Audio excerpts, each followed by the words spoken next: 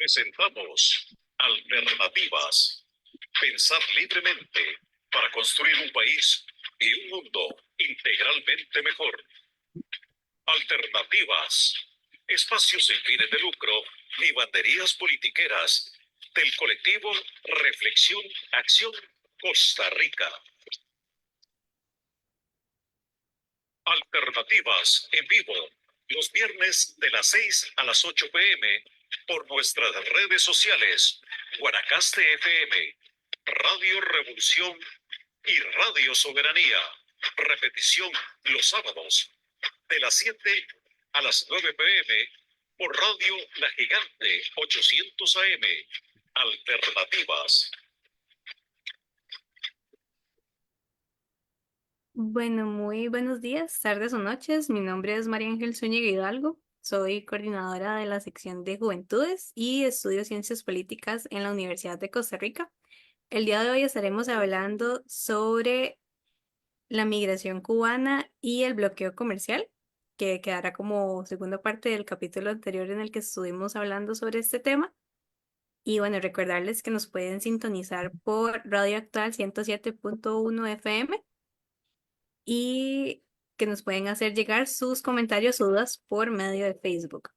Así que bien, ahora le doy la palabra a don Jorge para que se presente y luego seguiría Darla y Eliosvan.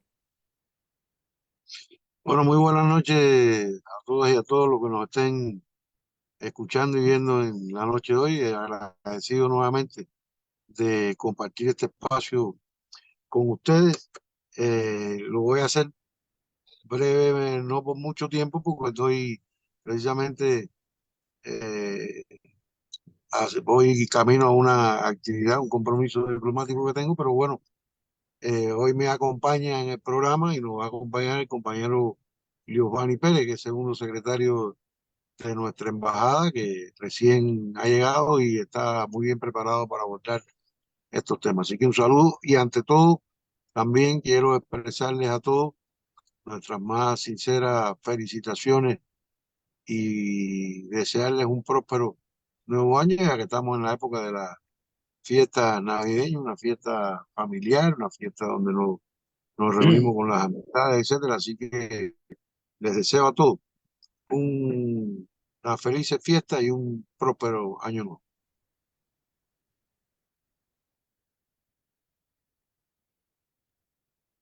Muchísimas gracias.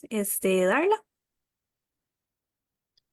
Y bueno, muy buenas tardes, días o noches. Espero se encuentren bien. Yo soy parte de la radio en conjunto con María Ángel. He aparecido también en otros episodios y soy estudiante de historia y también de la carrera de ciencias políticas.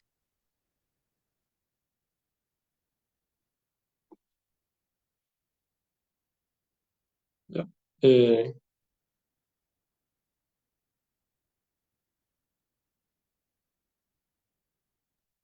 Listo, ya te puedes presentar.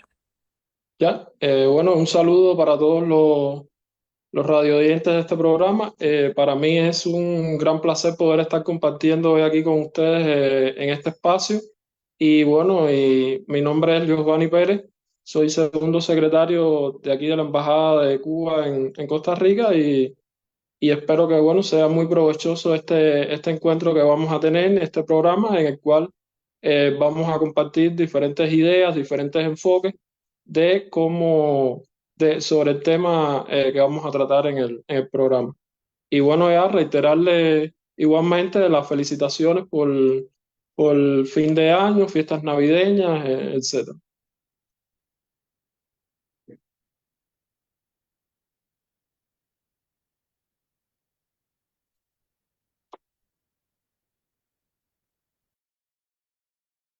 Listo, muchísimas gracias.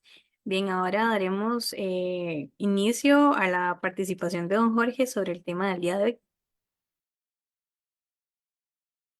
Bueno, ante todo, bueno, son dos temas realmente importantes y que sobre los cuales hay mucha tergiversación. Hay una serie de campañas, particularmente en el caso de Cuba, por el tema migratorio.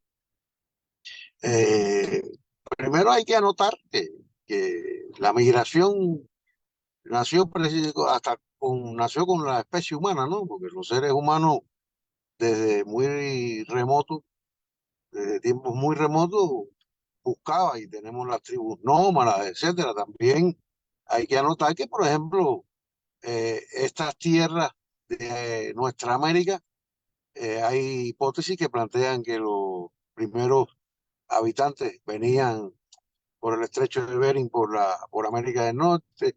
Otros, precisamente ayer hablaba yo con mi colega peruano, y me explicaba también hipótesis de que los incas, los- las poblaciones autóctonas de Perú venían eh, de la zona del Pacífico, y así, bueno, la población de Estados Unidos se formó con migrantes prácticamente, porque las poblaciones aborígenes, autóctonas, las exterminaron prácticamente. Lo que quedan son pequeñas reservas o sea, que la migración no es un fenómeno nuevo, ni particular, ni exclusivo de nuestro país. Lo que sí tiene la singularidad de que se ha sido utilizado, un tema que ha sido utilizado políticamente motivado contra, contra Cuba después del triunfo de la revolución. Ya Giovanni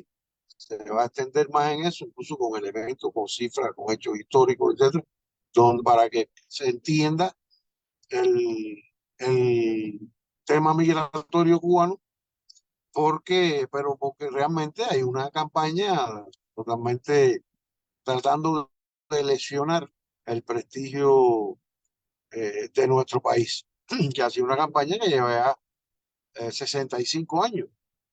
Precisamente el próximo 1 de enero la Revolución Cubana cumplirá 65 años de su triunfo. Entonces, este es un tema que hay que tener una serie. Ahora, como ustedes conocen, hay una situación migratoria aquí en el continente. Costa Rica también lo tiene con el paso, el tránsito de personas que van buscando Estados Unidos, bueno, lo ha explicado el gobierno, que eso requiere una serie de dificultades porque no hay capacidad suficiente para atender a todos los migrantes que pasan por Costa Rica como país de tránsito hacia Estados Unidos. Porque fundamentalmente en, en esta región las personas lo que van buscando es llegar a, a Estados Unidos. Ahora, en el caso particular de Cuba, como lo explicaba, la singularidad es que se utiliza políticamente para tratar de desprestigiar nuestro proceso revolucionario. Entonces siempre se habla de que los emigrantes cubanos escapan mientras los otros emigran. Pero bueno, cuando el compañero Giovanni explique bien ahí, van a ver que no son precisamente los cubanos los de mayor flujo migratorio, y además por todas las facilidades que se le da a los migrantes cubanos, que además salen legalmente de nuestro país. No lo hacen de forma irregular cuando llegan a un tercer país, y de ahí empiezan a transitar por las rutas conocidas hacia la frontera norte de México, sur de Estados Unidos, para ingresar en Estados Unidos. Ese camino es el que hacen irregularmente. De Cuba salen regularmente, ordenados, con orden, con seguridad, sin ningún tipo de dificultad, porque además no hay ningún tipo de prohibición para que las personas emigren del país. Que quiera hacerlo, obviamente, está en su derecho de hacerlo, y nosotros reconocemos ese derecho de las personas a asentarse, a vivir o a viajar al país que quieran, siempre y cuando obviamente que ese país lo reciba. En algunos casos le dé la visa correspondiente para ingresar, o le dé la residencia o la categoría que sea, para que se asienten en esos países. Eso es algo realmente que nosotros venimos. Hay toda una historia de la migración cubana, porque, como decía, sobre todo después del triunfo de la revolución, cuando fue utilizada en contra del país. Yo siempre le explico a los amigos y a las personas que las intercambio sobre este tema, que los que invadieron Cuba en 1968, la Brigada 2506, que fue derrotada en Playa Girón, bueno, más se conoce como en Bahía de Cochino, no eran extraterrestres, eran ciudadanos cubanos que habían salido del país, que fueron entrenados, organizados, financiados, armados por el gobierno de los Estados Unidos para una invasión militar mercenaria, mercenaria a Cuba. O sea, creo que eso ilustra pues, a qué tema, a qué nos estábamos refiriendo cuando decimos que un sector de la emigración cubana sigue siendo y ha sido utilizada y sigue siendo utilizada. Recientemente acabamos de publicar una resolución del Ministerio del Interior publicada en nuestra Gaceta Oficial con un listado de personas y organizaciones terroristas que radican en el territorio de Estados Unidos. Incluso organizaciones y personas no ya dichas solamente por nosotros, sino que están y han sido investigadas por el FBI. Yo invito a los que nos escuchan que puedan, si quieren, visitar un sitio que hay con documentos desclasificados del gobierno de los Estados Unidos, entre ellos el FBI, Buró Federal de Investigaciones, también de la Agencia Central de Inteligencia, donde ilustra cómo estas personas son realmente eh, estas personas y esas organizaciones son elementos, son realmente, tienen un carácter terrorista y han participado en actos violentos contra nuestro país y están radicadas en territorio norteamericano. Entonces, Estados Unidos, ustedes saben que nos crea serias dificultades con incluirnos a nosotros en esa lista espuria de países supuestamente patrocinadores del terrorismo, cuando Estados Unidos precisamente es el principal país terrorista, porque digámoslo claramente, ¿quiénes o es que acaso las invasiones a otros países como a Dominicana, Panamá, a Cuba, a otros países no son actos terroristas? Por no mencionar Irak, Afganistán, eh, etcétera. ¿No son acaso actos terroristas? ¿No son acaso actos terroristas la organización de golpes militares en nuestra región, como ocurrió hace 50 años precisamente en Chile? Entonces, pero bueno, y refiero a esto porque incluso hay emigrados cubanos, gente que salió de Cuba, que nacieron en Cuba, que participaron también en todo tipo de fechoría, porque ahí están los documentos desclasificados, como emigrados cubanos participaron, por ejemplo, en el asesinato del ex canciller chileno Orlando Letelier, como muchos trabajaban para la DINA, para la Dirección de Inteligencia de Chile, la DINA. Hay en esos documentos clasificados algunos que, por ejemplo, refieren como el señor Orlando Bosch Ávila, autor junto a Posada Carriles de la voladura del avión de Cubana de Aviación con 73 pasajeros a bordo, el 6 de octubre del año 1976. Ese hombre, por ejemplo, estuvo aquí en Costa Rica y amenazaron al gobierno de ese entonces, de los años 70, con acciones violentas, porque a él lo mantuvieron preso aquí durante un tiempo y amenazaron al gobierno de Costa Rica con acciones violentas, etc. O sea, estamos hablando de ese sector de la migración, pero hay otro sector de la migración cubana que no tiene nada que ver con eso, que son emigrantes económicos, que lo que han hecho es eh, reunificarse familiarmente en Estados Unidos con sus familiares, etcétera, que no tienen conflicto con la patria, que visitan nuestro país antes de la COVID, por ejemplo, y antes de que el presidente Trump eh, estableciera sus 243 medidas contra Cuba, entre ellas algunas que afectaban a los emigrados cubanos. Más de 650.000 cubanos residentes en Estados Unidos visitaban el país todos los años. y era un número que iba creciendo hasta que el presidente Trump estableció una serie de medidas ahí que ya restringieron o limitaron un poco la visita de los cubanos residentes. Recientemente se acaba de celebrar en La Habana la cuarta conferencia de la Nación y la Inmigración, donde fue un encuentro entre autoridades de nuestro país con emigrados residentes, no solamente en Estados Unidos, sino en otras naciones, más de 300 participantes en esa, donde hubo un diálogo sobre qué hacer para ayudar a, al país a salir de las dificultades que tiene, porque realmente estamos enfrentando una serie de dificultades, resultado del criminal y genocida bloqueo que nos impone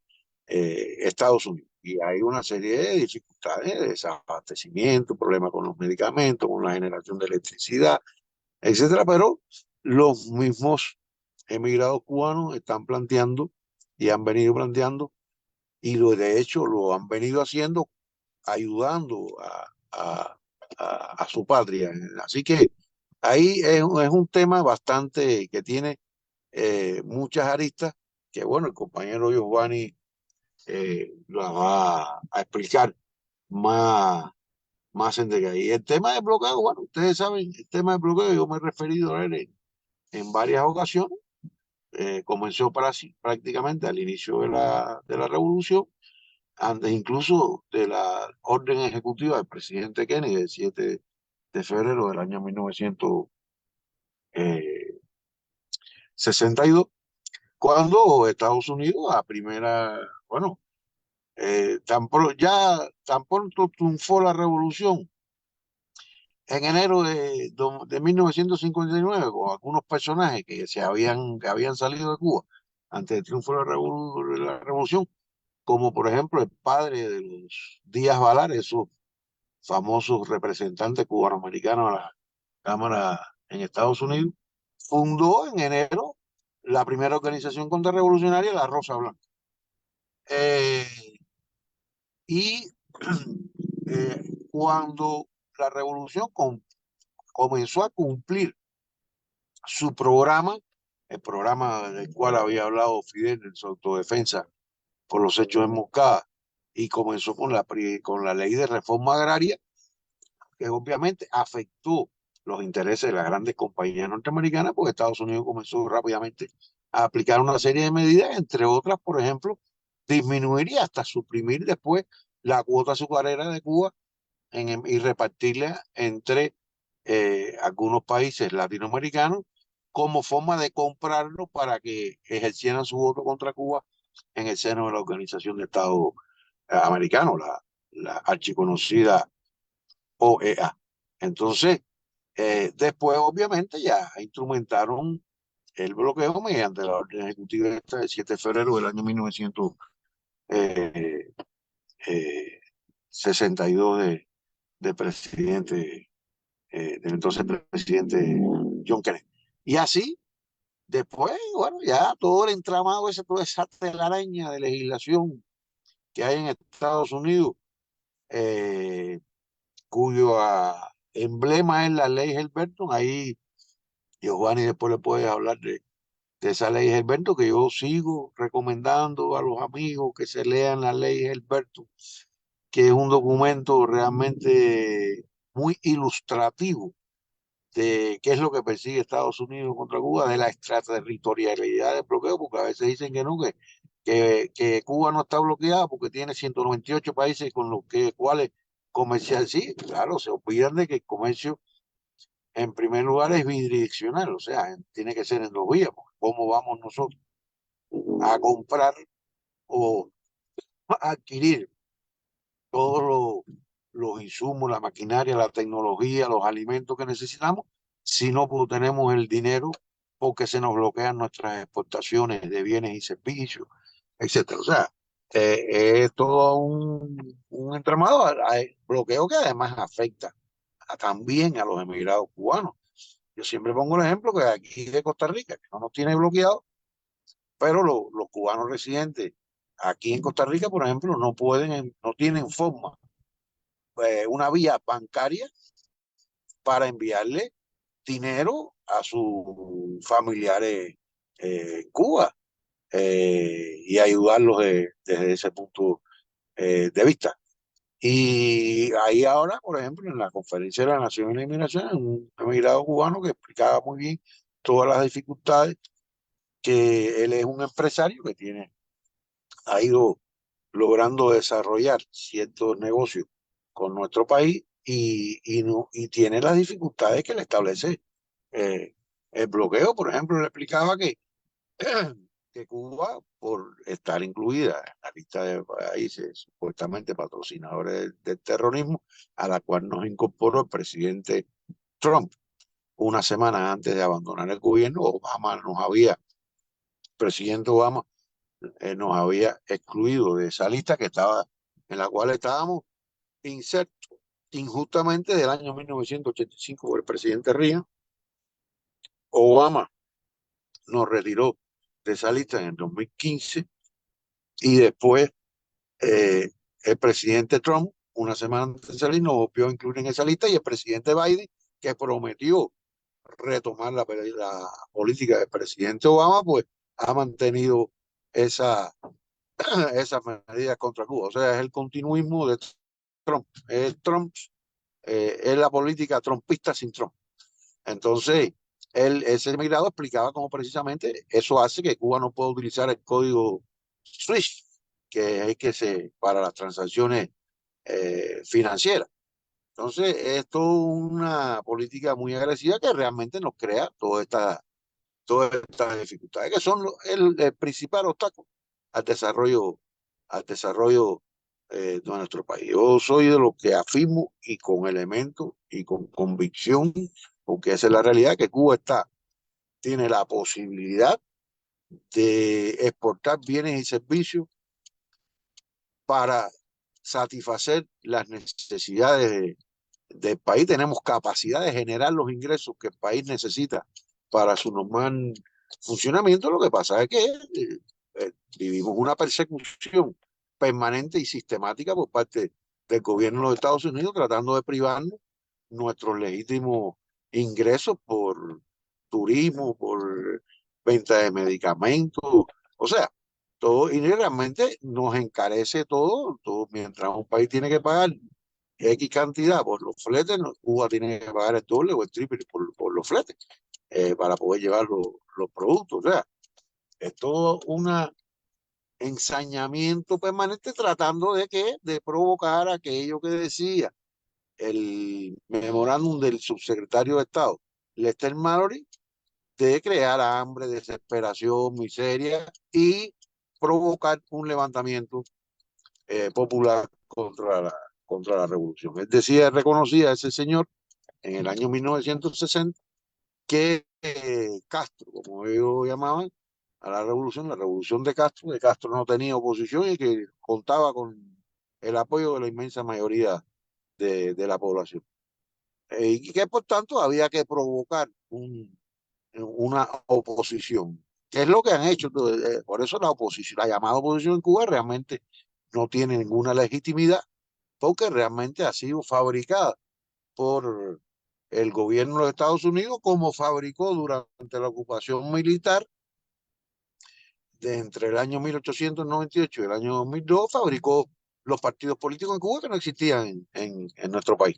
Así que hay muchos elementos históricos, muchos aspectos y aristas en estos dos temas, que bueno, yo no me voy a extender más porque realmente el compañero Giovanni tiene muy bien preparado y ustedes van a ver que va a dar una serie de elementos y cifras, etcétera, con las cuales podrán los que nos estén escuchando, nos estén viendo, podrán sacar sus propias conclusiones sobre este tema. Así que antes de despedirme, les reitero a ustedes el agradecimiento por la invitación y les deseo, como le dije al principio, una feliz fiesta en unión de sus familiares, de sus amistades y un próspero año nuevo. Así que espero que el próximo año podamos encontrarnos nuevamente y, y hablar de otros muchos más temas. Yo creo que hay muchos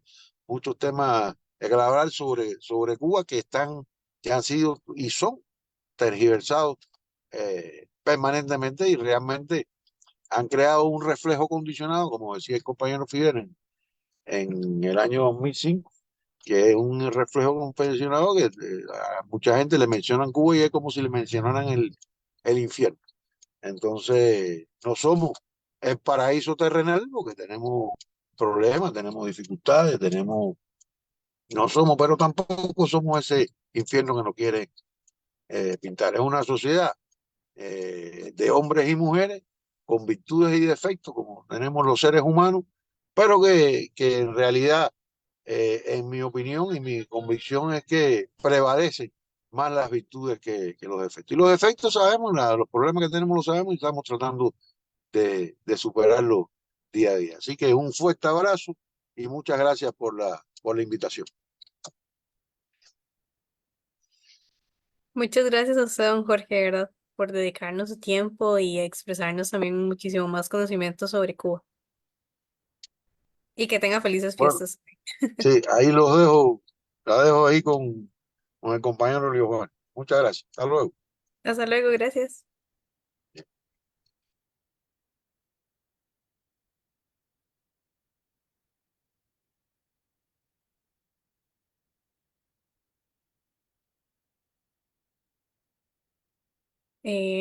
¿Nos escuchas? Creo que está silenciado. Ya ahora, mira, a ver, Sí, ¿me correcto. escucho ahora? Ahora bien. Sí. Ah, ya.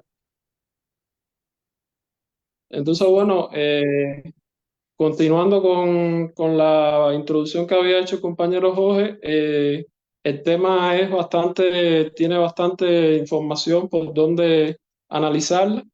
En primer lugar, quería comenzar diciendo de que para hablar del tema migratorio cubano, hay que necesariamente analizar el papel que ha jugado Estados Unidos en este sentido.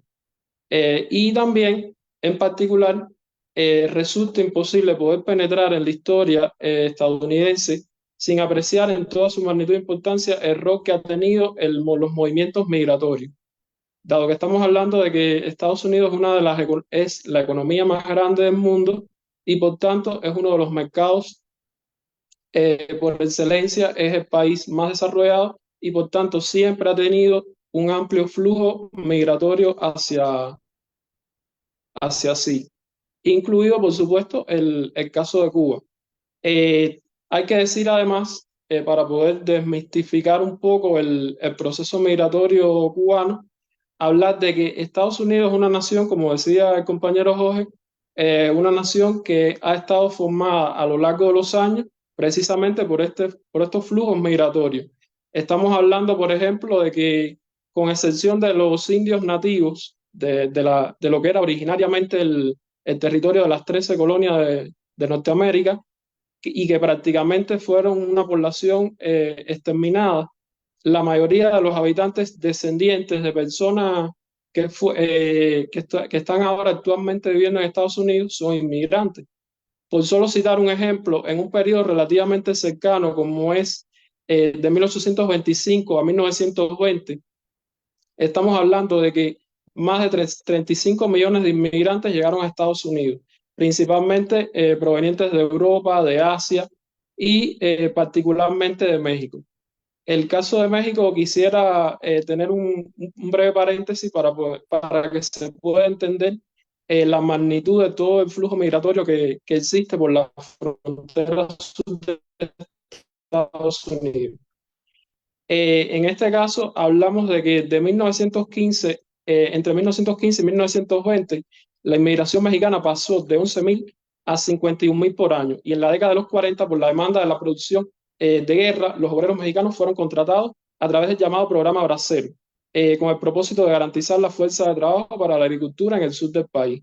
Estamos hablando de que esta era una política migratoria desde el punto de vista de los Estados Unidos selectiva. ¿Por qué? Porque estamos hablando de que la fuerza de trabajo laboral mexicana era barata, o sea, tenía un costo inferior a lo que pudiese ser la inmigración que provenía de otros países. Y esto es un factor que nos ayuda a comprender precisamente este proceso de formación de la nación de Estados Unidos con el componente migratorio. A la vez, estos procesos migratorios que tuvieron lugar desde México hacia Estados Unidos han ido evolucionando a lo largo de los años, y si bien en un inicio con ese llamado programa Bracero tenía un carácter regular o legal, ya para años más recientes ya vemos cómo ese proceso va a ir evolucionando hacia una inmigración ilegal. Y desde este punto de vista, cuando ya eso se convierte en un problema de seguridad nacional para los Estados Unidos, ellos comienzan a aplicar una política migratoria más restrictiva respecto a estos casos particulares. Entonces, ¿por qué quería hacer este paréntesis de México?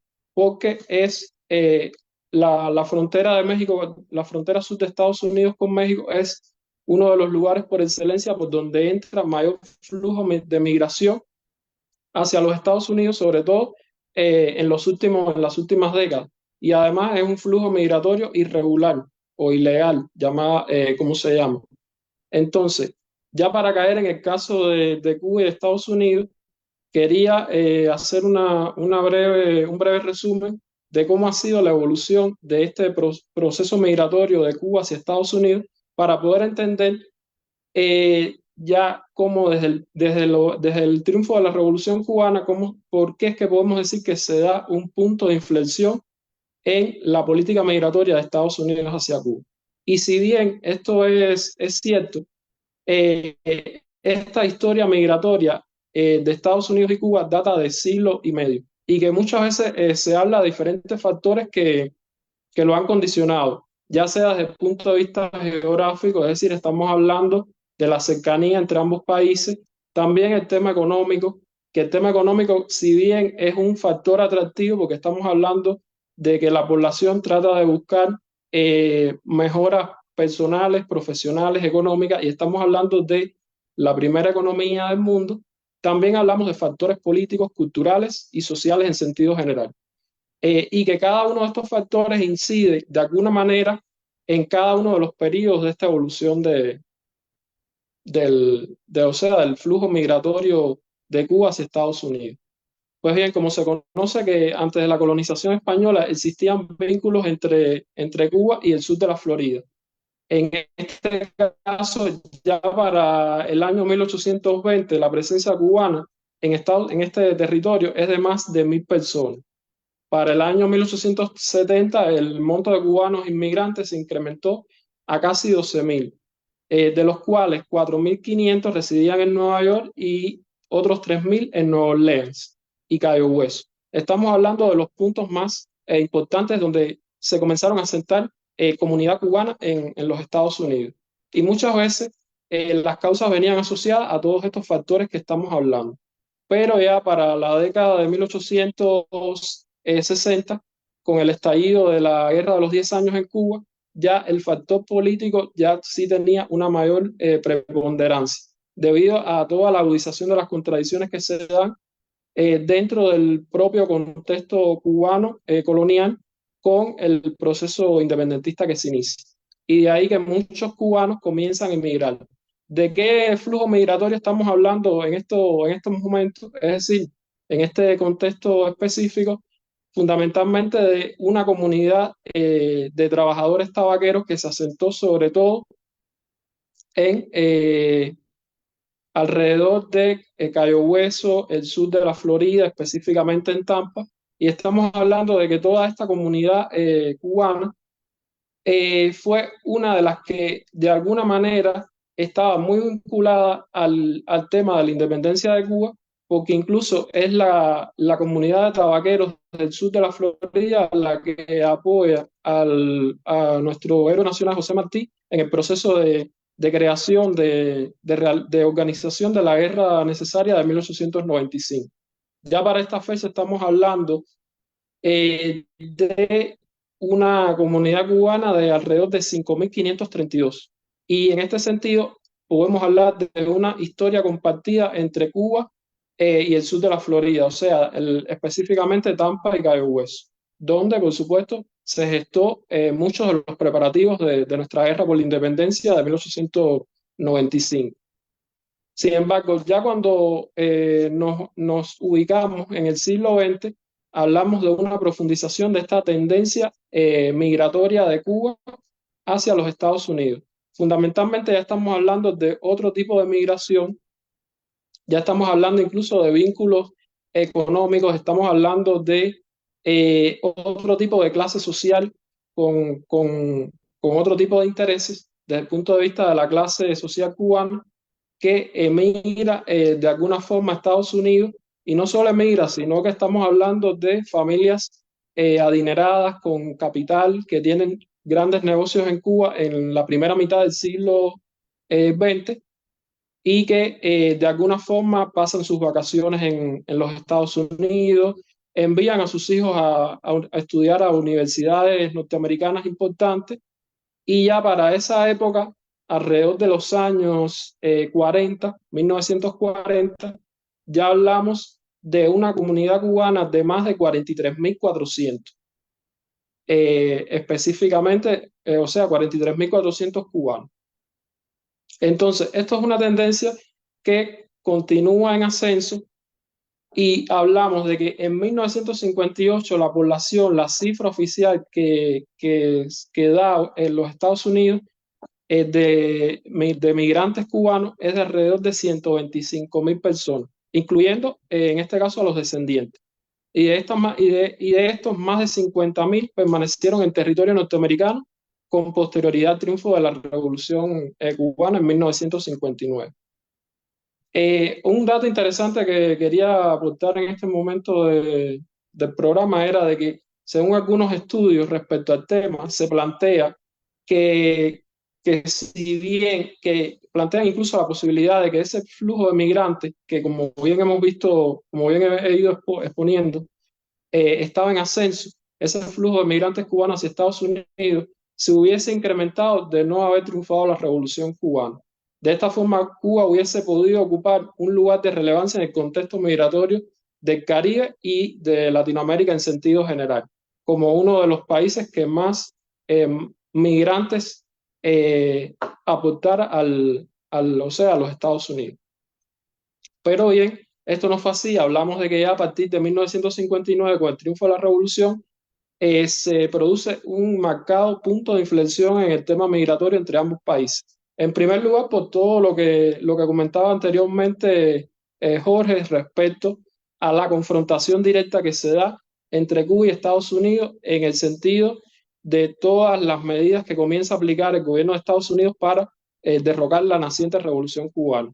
Y estamos hablando de medidas y contramedidas en ambos sentidos, y que por tanto en este minuto ya el tema migratorio pasa a tener una prioridad fundamental para la política de los Estados Unidos, ya que es empleado como un punto de presión hacia las relaciones con Cuba. Además, ya bien lo decía Jorge, Cuba rompe, Estados Unidos rompe relaciones con Cuba desde fecha tan temprana de 1962. Incluso desde antes ya se dan toda esta serie de confrontaciones y contramedidas para poder derrocar a la revolución. Entonces, en este sentido, la política migratoria se convierte en un componente importante de la política de Estados Unidos hacia Cuba a partir de estos años, y que aún se mantiene hasta la actualidad, o sea, a lo largo de más de 60 años. No obstante, es uno de los pocos aspectos, el tema migratorio es uno de los pocos aspectos en las relaciones bilaterales que han estado en ruptura alrededor de casi 60 años, excepto solamente el periodo en el que Obama normalizó las relaciones con Cuba en el año 2014. Si bien ese periodo fue un periodo en que se lograron normalizar hasta cierto punto las relaciones, el resto del periodo del 59 en adelante, hablamos de que el tema migratorio fue uno de los temas en los cuales se trató de dialogar y de llegar a un entendimiento. ¿Por qué hablo de tratar de llegar a un diálogo o un entendimiento? En primer lugar, porque hablamos de varias oleadas migratorias en la segunda mitad del siglo XX. Es decir, a partir del triunfo de la Revolución cubana, en primer lugar se dan varias oleadas migratorias. La primera fue precisamente de 1959 a 1962. esta oleada estamos hablando de alrededor de 274.000 personas que emigraron hacia los Estados Unidos con el triunfo de la revolución. Pero de qué, o sea, ¿qué tipo de migrantes es el que estamos hablando en este momento? Precisamente de personas que estaban muy vinculadas o vinculadas directamente al proceso, o sea, desde el punto de vista político, militar y económico con la dictadura de Batista. Y además con sectores económicos en Cuba norteamericanos, es decir, con capital norteamericano en Cuba que en estos primeros años se retiró producto de las nacionalizaciones cubanas de diferentes propiedades norteamericanas, y todos estos cubanos que de alguna forma tenían intereses y vínculos muy fuertes con el capital transnacional norteamericano emigraron del país. Y por eso es que estamos hablando de esa cifra tan grande de 274.000 personas solamente en ese periodo de 1959 a 1962. Entonces, todas estas personas, estamos hablando de que recibieron un trato preferencial, incluso se habla de ya de esta fecha, de una estrategia trazada en la cual se autoriza a entidades y a personas en Estados Unidos, como por ejemplo la Iglesia Católica estuvo vinculada al tema migratorio en estos primeros años, a otorgar visas waiver concedidas para casos de extrema emergencia y que estas personas fueron consideradas en esa categoría. Debido, por supuesto, a la ruptura de relaciones diplomáticas entre Cuba y Estados Unidos, y a que estas personas supuestamente tenían intereses con el capital transnacional norteamericano. Otro elemento también importante de esta primera década de 1960 es el llamado Programa de Refugiados Cubanos. Es decir, cuando yo les hablo de una política migratoria estructurada, condicionada y muy concebida con un objetivo muy específico de tratar de derrocar a la Revolución Cubana, uno de los elementos fundamentales que hay que abordar es precisamente este programa de refugiados cubanos, que si bien era un programa que alentaba a los cubanos a emigrar desde Cuba, y este programa estuvo incluso vigente hasta el año 1975. Y cada año se disponía de un presupuesto de alrededor de $100 millones. O sea, 100 millones de dólares anuales para apoyar este programa de refugiados cubanos. Después más adelante voy a tratar el tema de cuál es la concepción de la categoría de refugiado político desde el enfoque de los Estados Unidos, porque es muy discutible este tema y además tiene una incidencia para poder entender las diferentes tendencias que se dan desde el punto de vista de los movimientos migratorios cubanos. Entonces, ya también otro elemento importante a destacar, además de este programa, es la llamada Ley de Ajuste Cubano, que hasta la actualidad está vigente. Esta ley fue aprobada en noviembre de 1966, o sea, firmada en los Estados Unidos, y la misma reafirma de una manera más clara y directa el tratamiento particular a la migración cubana. Es decir, crear toda una serie de condiciones para poder darle el supuesto asilo político a todos aquellos migrantes cubanos que de alguna forma se consideraban que eran la llamada, o sea, elementos que estaban contrarios a la revolución cubana. Y entonces, en este sentido, se le da la posibilidad de ajustar el estatus migratorio a todas estas personas que se acogían a la ley de ajuste cubano al año y un día de permanecer en el territorio estadounidense. Esto es algo muy curioso, porque vemos cómo los cubanos pueden optar por la residencia en los Estados Unidos sin tener que salir del propio territorio de Estados Unidos, tal y como lo establece la ley inmigratoria para el resto de los inmigrantes que entran a Estados Unidos. Y en la legislación migratoria norteamericana existe esta categoría tradicional de refugiados, que ellos le dan una connotación muy particular de Cuba con el tratamiento o la política hacia los llamados países comunistas. Es decir, vemos cómo la migración cubana es tratada desde ese enfoque de los llamados países comunistas. ¿Por qué? Porque estamos hablando de ya los años 60, años 70. Estamos en pleno apogeo de la Guerra Fría, de la confrontación entre el bloque de países capitalistas y el llamado campo socialista en aquel entonces, al cual supuestamente insertaban a Cuba, o sea, categorizaban a Cuba como un país comunista, como una dictadura, como un país que violaba los derechos humanos y que por tanto todas aquellas personas que en aquel entonces deseaban salir del país era porque no estaban de acuerdo con la revolución y porque además tenían elementos contrarios a ellos y eran perseguidos, eran violados sus derechos humanos, etc. Entonces, toda esta evolución continuó hasta los años, hasta la década de los 80 específicamente, que se da otra nueva oleada migratoria. Pero aquí no estamos hablando de aquellos migrantes aquellos inmigrantes cubanos que fueron para Estados Unidos en los primeros años de la revolución, sino que aquí estamos hablando de una clase media baja que tiene otro nivel de calificación, es una clase trabajadora, es una clase que no tiene capital para invertir en los Estados Unidos, que no tiene una posición económica determinada, y ya desde ese punto de vista constituía un elemento negativo para la propia sociedad norteamericana, que ya en la década de los años 80 ya tenía una concepción diferente sobre qué constituía ese inmigrante, no solamente cubano, sino el inmigrante en sentido general, y cómo el gobierno de los Estados Unidos debía darle un tratamiento igual a toda la migración, sin particularizar el caso de Cuba.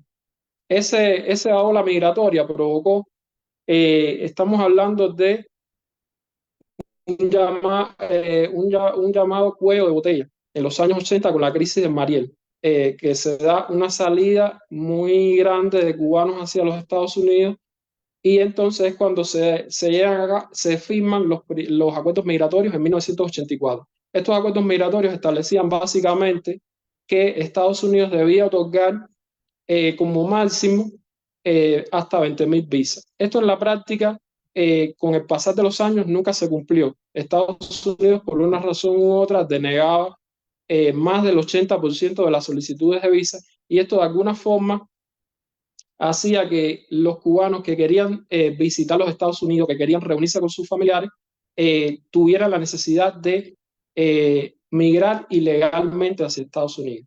Y por tanto se vuelve a dar otra oleada migratoria ya para los años 90, y estamos hablando de la crisis de los balseros de 1994.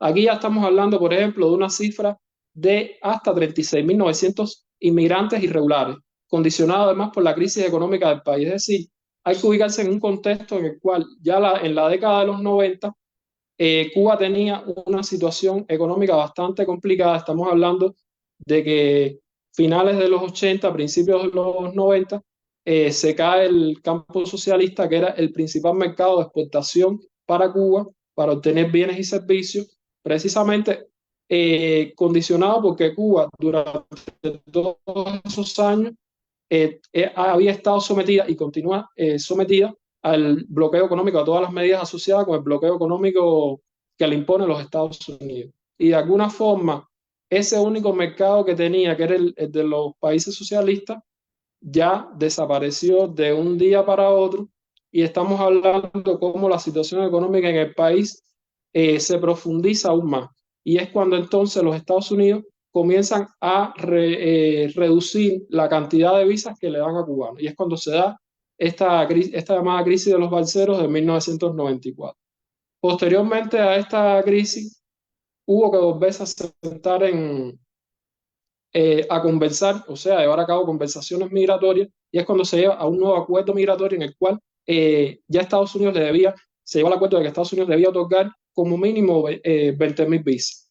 Esto es un factor que de alguna forma trató de sacar el cuello de botella que se había generado en aquel entonces, que incluso podía constituir un tema de seguridad nacional para los Estados Unidos desde su punto de vista, porque era toda un flujo migratorio irregular hacia los Estados Unidos que podía desestabilizar de alguna forma la economía norteamericana. Entonces, Si vamos a hacer un balance de toda esta segunda mitad del siglo XX, podemos decir de que en la década de los 90, ya para la década de los 90, los cubanos no eran en cifras un problema de significación en el tema migratorio para Estados Unidos. En este sentido, hay que destacar que Cuba ocupaba el lugar 16 entre 20 países que aportaban inmigrantes a Estados Unidos. Es decir, de una lista de 20 países, Cuba estaba en el número 16. Al mismo tiempo, cuando se analiza los récords de migrantes ilegales, tampoco se encontraba, comparativamente hablando, con otros países que sí aportaban más inmigrantes ilegales a Estados Unidos, como es, por ejemplo, el caso de ciudadanos indocumentados de Haití, de México, incluso de países asiáticos en este periodo de tiempo. Entonces, el tema migratorio entre ambas partes interviene también, en el tema migratorio interviene también la política de enfrentamiento por parte de Estados Unidos hacia Cuba. Es lo que decía mi colega Jorge respecto a el vínculo, el fuerte vínculo que existe entre el bloqueo que impone los Estados Unidos, que ha impuesto durante más de 60 años, desde el triunfo de la Revolución, y que en cada uno de los momentos más críticos de la situación económica del país aplica una política migratoria más restrictiva que hace que se trata de hacer con el objetivo de desestabilizar económicamente nuestro país. Ahí es importante resaltar la aplicación del el refugio político. O sea, ¿qué es lo que constituye el refugio político para el inmigrante cubano? Independientemente de que las causas y motivaciones de los actuales procesos migratorios que se dan ya para el siglo XXI no solamente tengan que ver con este tipo de flujo migratorio y además no poseen las mismas causas que lo generaron hace 60 años.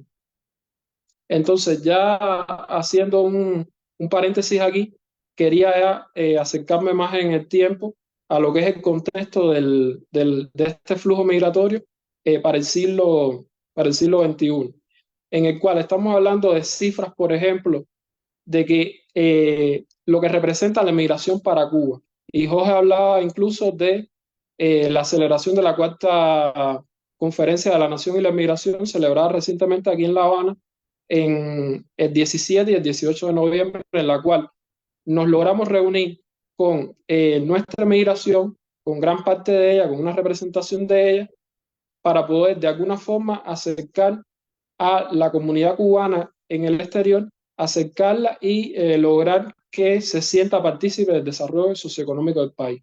En este sentido, hay que hablar de aproximadamente 2 millones de cubanos. Cuando nosotros hablamos de la migración de Cuba, o sea, la comunidad cubana en el exterior, estamos hablando de 2 millones de cubanos y alrededor de 1.438.000 residen en los Estados Unidos. O sea, nos estamos refiriendo a que casi las 3/4 de la emigración cubana, de la comunidad cubana en el exterior, está ubicada en los Estados Unidos. De ahí que sea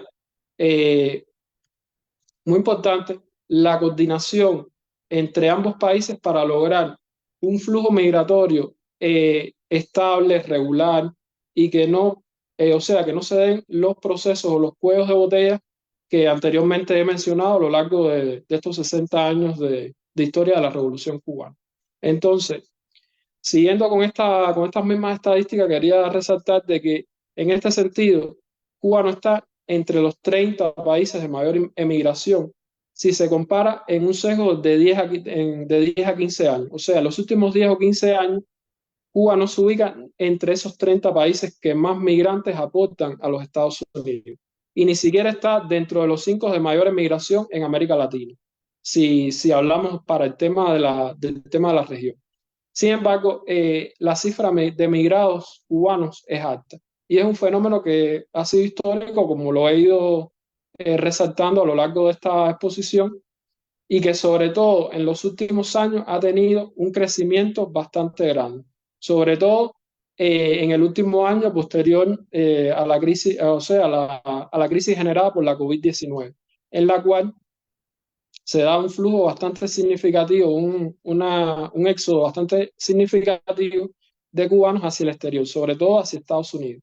Y estamos hablando aquí, por ejemplo, de que mucha de esta emigración cubana hacia los Estados Unidos en el último año es una población joven, es una población que en medio del contexto de crisis económica en el que vive Cuba, quiere una mejora profesional, una mejora económica, y que por tanto no podemos encasillar estas personas, o sea, no podemos enmarcarlas en un proceso de llamar a estas personas refugiados políticos o personas que están en contra de la revolución cubana. Son simplemente es simplemente otro momento histórico, es otra coyuntura económica en la que no tiene nada que ver con aquella oleada migratoria de inicio del triunfo de la revolución, cuando muchos de los cubanos emigran por temas políticos, por temas económicos, estaban vinculados incluso a la dictadura de Batista, como había mencionado anteriormente, y que por tanto es otro contexto el que nos enmarcamos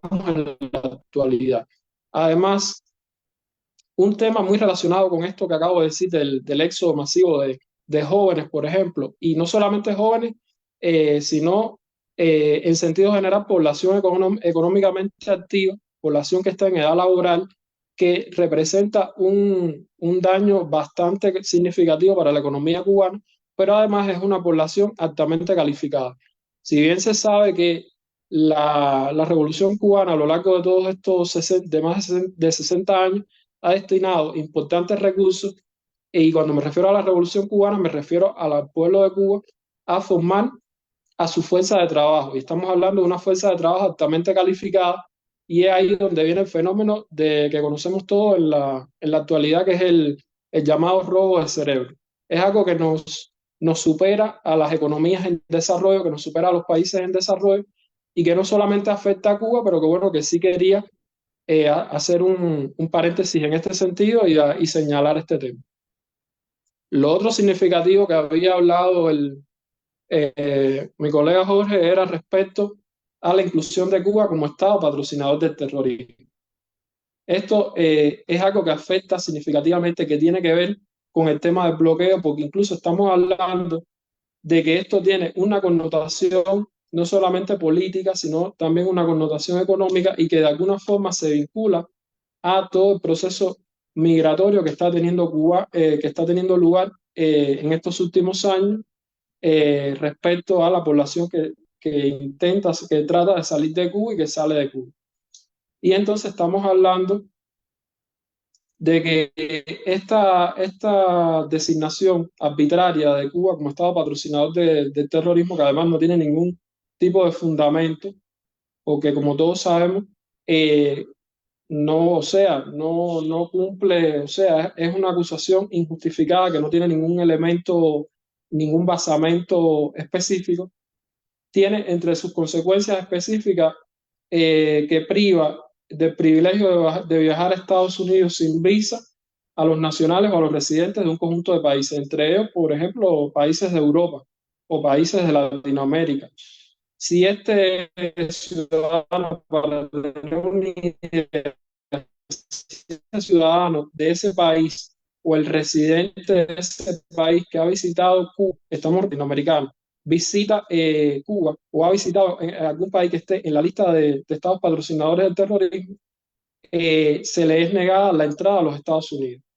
Esto, estamos hablando de que no solamente se prohíbe a los nacionales, o sea, a los estadounidenses, visitar Cuba, sino que se le prohíbe a nacionales o residentes en terceros países.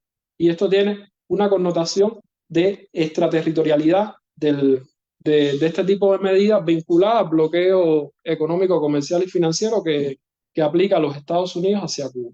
Y que, por supuesto, no solamente estamos hablando de visitantes que tienen fines turísticos, que si bien es cierto que influyen positivamente en el mejoramiento de la economía cubana, porque el sector turístico es un sector importante de la economía, también tiene una connotación para aquellos visitantes que quieren hacer negocios, aquellos ciudadanos que quieren invertir en Cuba, que no cuentan con, la posibilidad de viajar a Cuba para poder establecer estas relaciones. Incluso también hablamos de que esto afecta a nuestros nacionales en el exterior, o sea, a nuestra comunidad de cubanos en el exterior, a esta comunidad que muchas veces no puede viajar hacia nuestro país y que por tanto no puede de alguna forma sentirse partícipe del desarrollo socioeconómico de Cuba.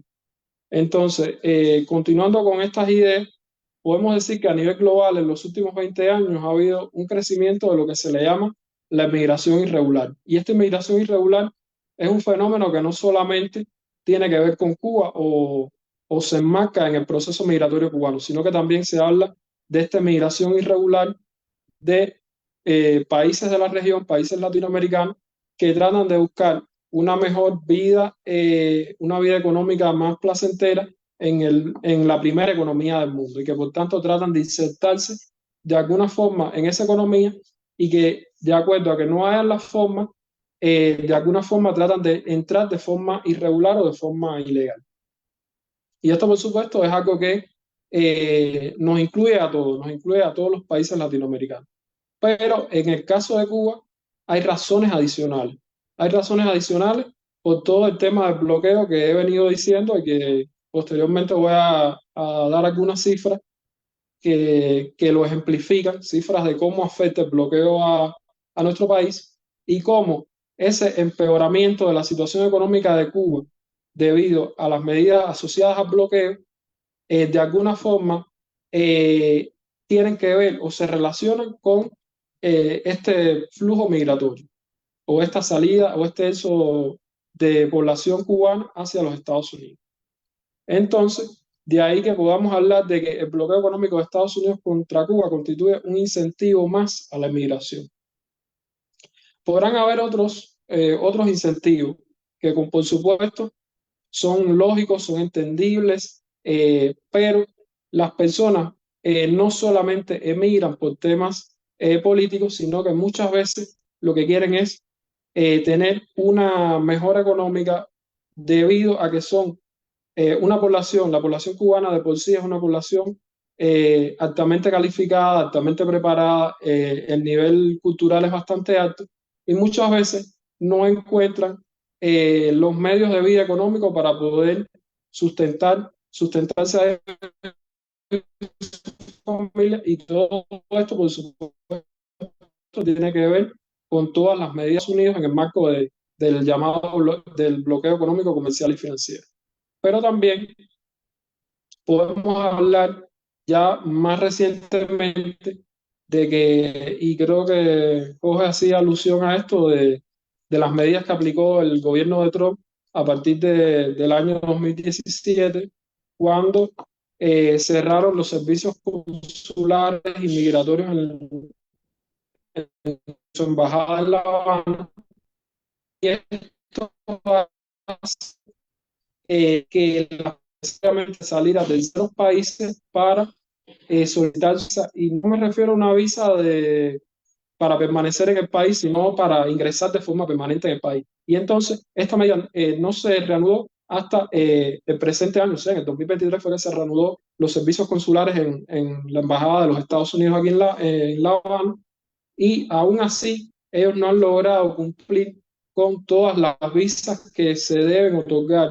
Incluso todavía continúan personas yendo a terceros países, como por ejemplo a la Embajada de Estados Unidos en Guyana, para poder solicitar una visa y poder reunificarse con su familia, poder de alguna forma ingresar al territorio de los Estados Unidos y ver a su familia. Y esto es un factor más que hace que se estimule Entonces, como se ha señalado anteriormente con estos ejemplos, existe y ha existido siempre por parte del gobierno de los Estados Unidos un trato privilegiado a quien llegue a Estados Unidos de manera irregular. Y esto es un fenómeno que ha sido histórico, como lo he venido diciendo hasta el momento, que tiene que ver, que tiene que ver mucho con el triunfo de la Revolución Cubana y con el objetivo de los Estados Unidos de derrocar a nuestra revolución. Ahí es importante aclarar un tema muy esencial, que es que la inmensa mayoría de los cubanos que salen de nuestro país lo hacen en la actualidad desde hace años de manera regular. O sea, cuando yo me refiero a que migran de manera regular con un pasaporte por el aeropuerto de La Habana, por otro aeropuerto con una visa para el país de destino. Y en el caso que proceda, y en el caso que no lo requiere, con todos los documentos legales y en orden. No es desordenada, ni insegura, ni en sentido general, ni ilegal.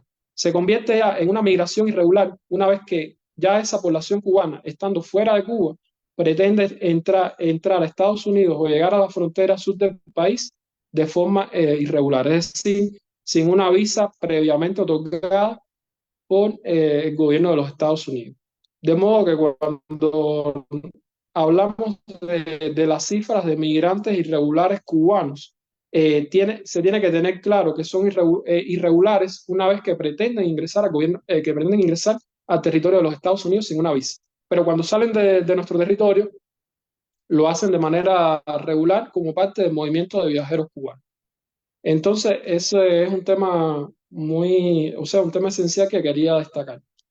También ya les había hecho alusión al tema del llamado robo de cerebros que se da en los últimos años y que Cuba no es la excepción, dado el alto nivel de calificación que tiene la fuerza de trabajo cubana y cómo toda esa fuerza de trabajo cubana emigra fuera del territorio buscando mejoras económicas. Entonces, tratando de ver el tema ya de las cifras específicas que tiene en el empeoramiento de la situación económica del país y cómo esto estimula de alguna forma el flujo migratorio regular e irregular de cubanos hacia Estados Unidos, hay que decir que recientemente, el 2 de noviembre, se votó la resolución cubana contra el bloqueo en Naciones Unidas y que al respecto nuestro país presentó un informe al secretario general en el cual detalla cifras de cómo afecta el bloqueo a nuestra economía. Y en este sentido, quería destacar de que en el periodo que se presenta este informe, que es del 1 de marzo del 2022 hasta el 28 de febrero del 2023, el bloqueo causó daños y prejuicios a Cuba estimados en el orden de los 4.867 millones de dólares, lo que representa una afectación de más de 405 millones de dólares mensuales, más de 13 millones de dólares por cada hora de bloqueo. Es decir, estamos hablando de una cifra significativa que si no existiera el bloqueo, esta suma de dinero podría ser empleada en el mejoramiento de las condiciones económicas del país y que por tanto esto haría que aquellos cubanos que emigran fuera de Cuba buscando mejoras económicas, las pudiesen encontrar en nuestro territorio, dado todas estas afectaciones que está teniendo la economía cubana resultado del bloqueo. Además, para seguir abordando el tema, se estima que de no existir el bloqueo, el PIB de Cuba pudo haber crecido en el año 2022 alrededor de un 9%. Estamos hablando de una cifra bastante considerable si tenemos en cuenta de que la economía cubana está atravesando por una de las crisis económicas más profundas que ha tenido a lo largo de su historia, producto de la recesión provocada la recesión provocada por la COVID-19 y los factores de arreciamiento de las medidas económicas aplicadas por el gobierno de Estados Unidos hacia Cuba. En este sentido, hablamos de este crecimiento económico del PIB que dejó crecer Cuba y que por tanto pudiese ser aplicado, pudiese ser utilizado para el mejoramiento de las condiciones económicas del país. Entonces, en este sentido, podemos ver cómo estas cifras nos ilustran de alguna forma la conexión que existe entre el bloqueo económico que aplica los Estados Unidos hacia Cuba, con los procesos migratorios, con la emigración cubana que ha tenido lugar a lo largo de más de medio siglo de historia de la Revolución cubana. Quería ya por último hacer un breve paréntesis respecto a lo que hablaba mi colega Jorge de la ley Helms-Burton. La ley Helms-Burton es una ley que fue aprobada en el año 1996, que específicamente en un contexto también difícil de la economía cubana, estamos hablando del llamado periodo especial, cuando Cuba pierde uno de sus mercados de exportaciones más importantes, que era el mercado de los países del campo socialista, y cómo se aplica esta ley Helms-Burton, se aprueba y que tiene varios acápites. Y yo quisiera brevemente hacer alusión a dos de ellos, específicamente que tienen que ver mucho con el arreciamiento o con la codificación del bloqueo en el contexto del periodo especial en Cuba. Y es uno de sus acápites al cual se refiere, y cito: el presidente de los Estados Unidos debe estimular a otros países a que restrinjan las relaciones comerciales y crediticias con Cuba de forma consecuente con los propósitos de esta ley. Es decir, cuando en la ley plantea en esta capítulo, este punto específico, estamos hablando cómo los Estados Unidos se están inmiscuyendo en los asuntos internos de la economía cubana, cómo los Estados Unidos están exhortando a otras economías, a otros países del mundo a que no comercien con Cuba. Incluso no solamente los están incitando, sino que además puede aplicar medidas económicas restrictivas, por ejemplo, hacia bancos extranjeros que intenten darle crédito a Cuba para poder acceder a bienes y servicios en el comercio internacional de nuestro país, cubano. También, en un segundo acápite, quería referirme al inciso C, que habla de un reglamento específico en el cual dice que el presidente de los Estados Unidos instruirá al secretario del Tesoro y al fiscal general que hagan cumplir estrictamente los reglamentos de control de los activos cubanos. Es decir, ¿a qué se refiere a esto?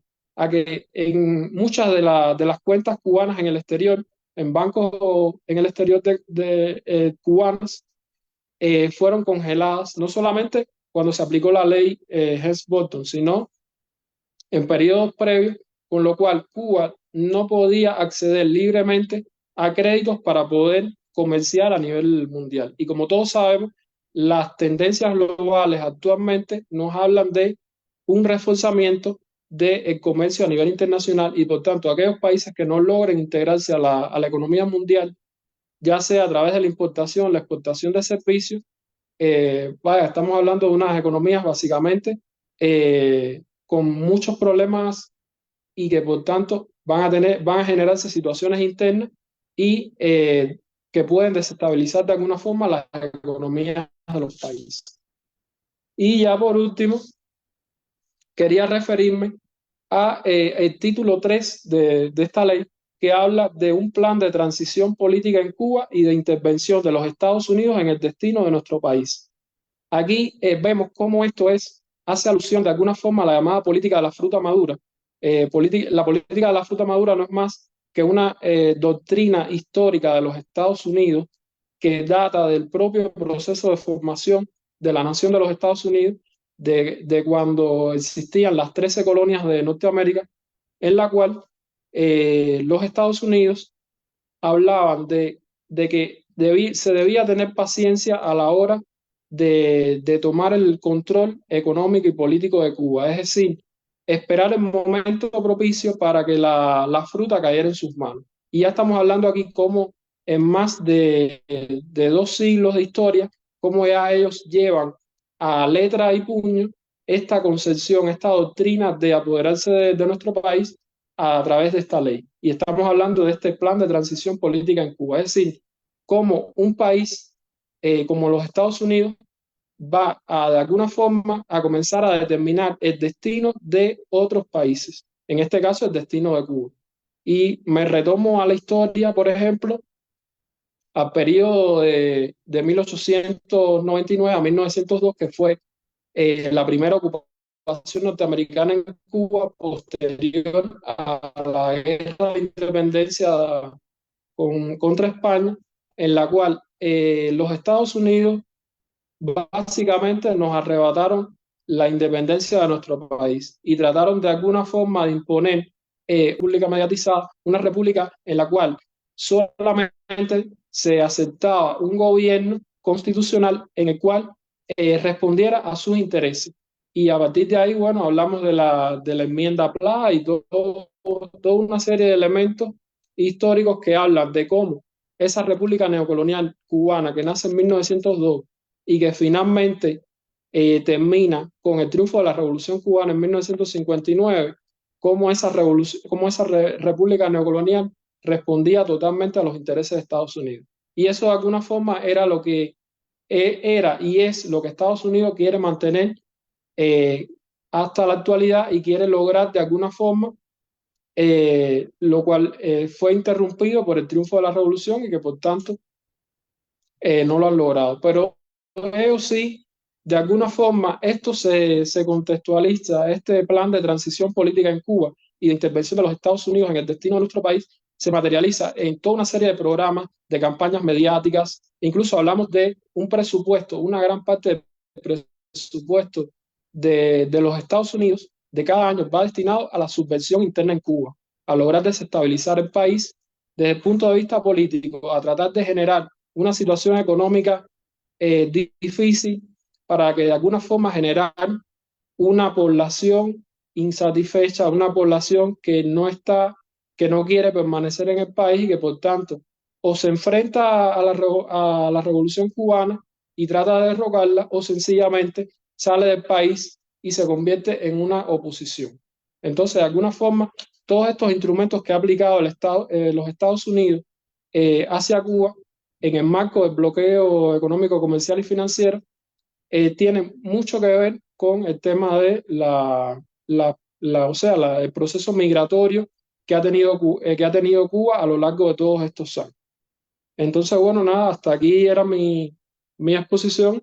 Espero que les haya gustado, espero que, haber podido hacerme entender de todos estos elementos y que bueno, que les sirva para el propio análisis, para el propio intercambio, para que cada cual pueda de alguna forma llegar a conclusiones respecto a cuál es la realidad de Cuba y cuál es la realidad que realmente los Estados Unidos quiere imponer a través de los medios de comunicación occidentales. Entonces, bueno, muchas gracias, reitero las gracias por estar aquí en este espacio y bueno, gracias a los organizadores de este programa, y bueno, nada, hasta aquí es mi exposición. Muchísimas gracias, don Giovanni. Está bastante interesante este tema. A mí me parece que tal vez como alguna de las apreciaciones que yo he llegado a hacer como leyendo sobre el caso, o al menos sobre la última votación que se hizo, creo que fue como en la Asamblea General de la ONU, fue ver que, por ejemplo, la mayoría de países votaron a favor, ¿verdad? De ya como quitar como tal el bloqueo. Y, ¿verdad? Claramente, como existe este poder de veto en la ONU, que pese a que siempre se presencia como que es un sistema diplomático, realmente no lo es en su totalidad. Porque claro, ¿verdad? Las potencias tienen intereses y tienen ese poder para vetar cualquier ley que se proponga. Y, ¿verdad? Estados Unidos estaba en contra. Y Ucrania, al tener como apoyo de Estados Unidos en la guerra que hay ahorita como tal, también tiene su posición que es abstenerse. Es muy interesante porque uno ve tal vez como muchos otros países que tienen también intereses de por medio llegan como a apoyar en que esto se levante, porque representa también un gran atentado contra los derechos humanos como tal, ¿verdad? El no poder como tener un desarrollo económico libre como otros países, incluso de la región, es todo un sistema como tal discriminatorio. De hecho, yo tenía como una consulta porque realmente nunca he logrado como entender muy bien cómo es este tema sobre que las personas que viajan a Cuba luego no pueden entrar a Estados Unidos o viceversa. O sea, como si esto es cierto, o si al día de hoy todavía se aplica. Ya, no, a ver, respondiendo de alguna forma a lo que a lo que me estabas acabando de decir, en el caso, bueno, de la reciente votación, eh, como bien tú decías, fue una victoria aplastante. O sea, estamos hablando de 187 países que votaron por el levantamiento del bloqueo. Sin embargo, esta resolución se evalúa, se vota en un contexto de la Asamblea General de las Naciones Unidas. Es decir, no es una resolución de carácter vinculante, porque estamos hablando de que las únicas resoluciones, o sea, a nivel de las Naciones Unidas que tienen un carácter vinculante son aquellas que se discuten y que se aprueban en el seno del Consejo de Seguridad de las Naciones Unidas, en el cual Estados Unidos es uno de los miembros permanentes y es uno de los miembros que, como bien tú decías, veta cada una de las resoluciones que se contradice con sus intereses. Además, incluso yo pudiese agregar en este sentido, para que se tenga un entendimiento más amplio, de que en el Consejo de Seguridad, por ejemplo, aquellas resoluciones que son aprobadas por todos los miembros, incluyendo los miembros permanentes del Consejo de Seguridad. Si Cuba quisiera que la resolución cubana contra el bloqueo fuera discutida en el seno del Consejo de Circulante, tuviese que ser sometida a la aceptación de los Estados Unidos. Y estamos hablando de que es una resolución que va totalmente en contra de los intereses de Estados Unidos. De ahí que, bueno, estemos hablando de que cada año Cuba trata de presentar esta resolución precisamente para demostrarle a los Estados Unidos y para demostrar al mundo todo el carácter discriminatorio, todo el carácter extraterritorial del bloqueo. Y ahora me voy a referir específicamente a todo el tema de la extraterritorialidad del bloqueo, porque yo decía en mi exposición de que muchos cubanos, por ejemplo, o sea, muchos cubanos no, muchos residentes o ciudadanos de otros países no pueden visitar Cuba cuando, o sea, no pueden visitar Estados Unidos cuando visitan Cuba. Esto es un tema bastante delicado en el sentido, por ejemplo, de que cuando un ciudadano de X país llega a los Estados Unidos y presenta su pasaporte con una visa cubana, o sea, una visa otorgada por alguno de nuestros consulados, en la cual se verifica que esa persona entró a territorio cubano, ese ciudadano puede tener, o sea, le pueden denegar la visa, incluso le pueden decir que no puede entrar al territorio estadounidense. Y eso yo lo veo incluso aquí a diario en nuestro consulado acá cuando vienen ciudadanos, ya sea costarricenses o europeos que están aquí de tránsito en Costa Rica y que están haciendo turismo y que quieren, por ejemplo, ir para Cuba después para hacer turismo, como ellos o sea, se asombran de este tipo de política discriminatoria hacia nuestro país y incluso me llama la atención que muchos de ellos dicen, ay, por ejemplo, esa visa no se estampa en el pasaporte, ¿no? Porque si no, no puedo, por ejemplo, entrar nuevamente a Estados Unidos o algo así. Entonces, bueno, es algo curioso que no, o sea, no es algo que se invente, es algo que lo veo propiamente en la práctica. Incluso tiene mucho que ver en el caso de la financiera. Cuba, por ejemplo, el mundo tiene que acceder necesariamente a crédito para poder comerciar. Y estamos hablando de que la moneda por excelencia de las transacciones comerciales, por ser una de las monedas más confiables y por ser una de las monedas más fuertes, es precisamente el dólar americano. Y entonces, Estados Unidos, con esto que yo leí anteriormente de lo de la ley Helms-Burton, trata de aplicar la extraterritorialidad del bloqueo y trata de alguna forma limitar las transacciones de Cuba a nivel internacional, precisamente sancionando a bancos o a instituciones cubanas para que comercien a nivel internacional. Estos bancos puedan tener sanciones económicas y que por tanto no puedan insertarse en la economía norteamericana. Y esto es algo que afecta no solamente a las relaciones comerciales de bienes y servicios, sino que tiene una incidencia directa en la economía cubana, porque Cuba es ese mecanismo. Y muchas veces no puede tener cuentas en dólares en el exterior porque simplemente la Reserva Federal de los Estados Unidos, el gobierno de los Estados Unidos, congela las cuentas de Cuba en el exterior que estén denominadas en dólares. Y sabemos, por supuesto, de que no se puede comerciar en nuestra moneda nacional. Se debe comerciar en las divisas que hay a nivel internacional, ya sea dólares, euros, eh, libras, etcétera. Y entonces Cuba tiene que tratar de buscar ese financiamiento para de alguna forma poder adquirir los bienes y servicios necesarios que requiere.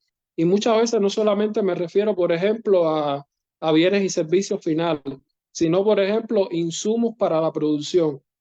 Y no solamente para la producción industrial. Por ejemplo, me puedo referir ahí al caso de la producción de medicamentos, por ejemplo, que es una de las cosas, es uno de los temas más sensibles a los cuales nos pudiésemos referir, porque esto tiene una connotación directa en el estado de salud de la población.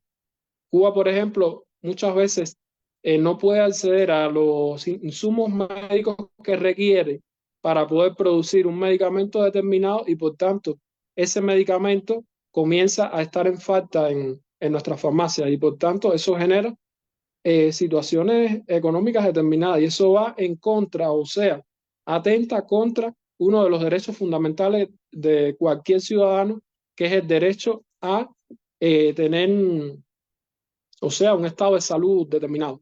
Y no solamente, o sea, Cuba tiene un sistema de salud gratuito, pero también la atención médica cubana a sus ciudadanos pasa necesariamente por tener un equipamiento médico, tener medicamentos. No solamente es tener los médicos preparados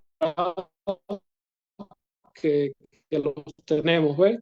Sino que también a sus ciudadanos. Y entonces esto es una de las cosas, esto es un ejemplo que traté de poner que para que se entienda cómo afecta el bloqueo específicamente a la economía cubana y cómo eso de alguna forma se conecta con la insatisfacción que se puede generar desde el punto de vista económico de cualquier ciudadano cubano y que por tanto se siente estimulado a salir del país, a emigrar hacia los Estados Unidos o hacia cualquier otro destino.